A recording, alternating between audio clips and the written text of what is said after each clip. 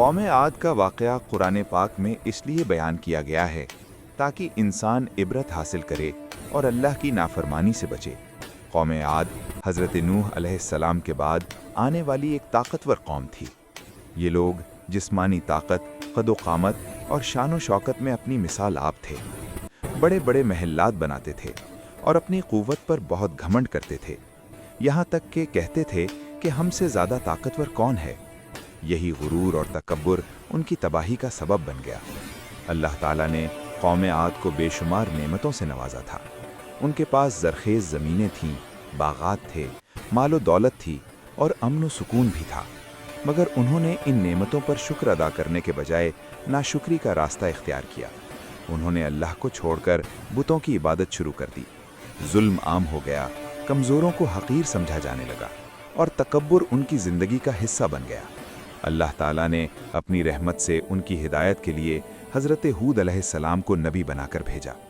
حضرت ہود علیہ السلام نے اپنی قوم کو نرمی اور محبت سے سمجھایا کہ صرف ایک اللہ کی عبادت کرو، شرک چھوڑ دو اور تکبر سے باز آ جاؤ، ورنہ اللہ کا عذاب آ سکتا ہے۔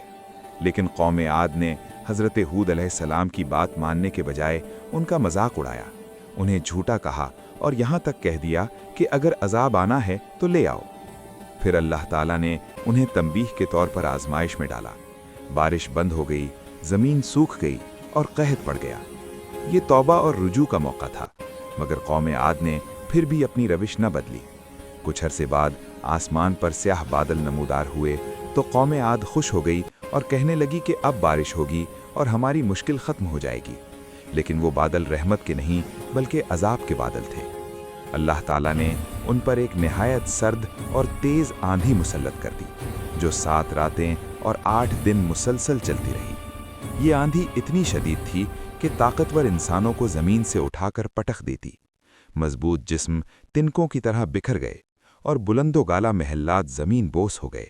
آخرکار پوری قوم ہلاک ہو گئی اور ان کا نام و نشان مٹ گیا۔ اللہ کے عذاب سے صرف حضرت ہود علیہ السلام اور وہ لوگ محفوظ رہے جو ان پر ایمان لے آئے تھے۔ نہ طاقت کام آئی، نہ دولت، نہ غرور۔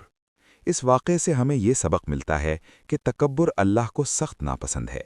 اللہ کی نافرمانی پر وقتی مہلت تو مل سکتی ہے، مگر انجام ہلاکت ہی ہوتا ہے، اور طاقت و ترقی ایمان کے بغیر انسان کو نہیں بچا سکتی۔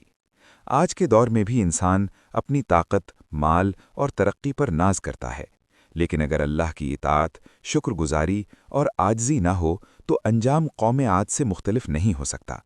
ہمیں چاہیے کہ پچھلی قوموں کے انجام سے سبق حاصل کریں، اللہ کی طرف رجوع کریں اور اس کے احکامات پر عمل کریں۔ اللہ تعالی ہمیں عبرت حاصل کرنے اور صحیح راستے پر چلنے کی توفیق عطا فرمائے۔ آمین۔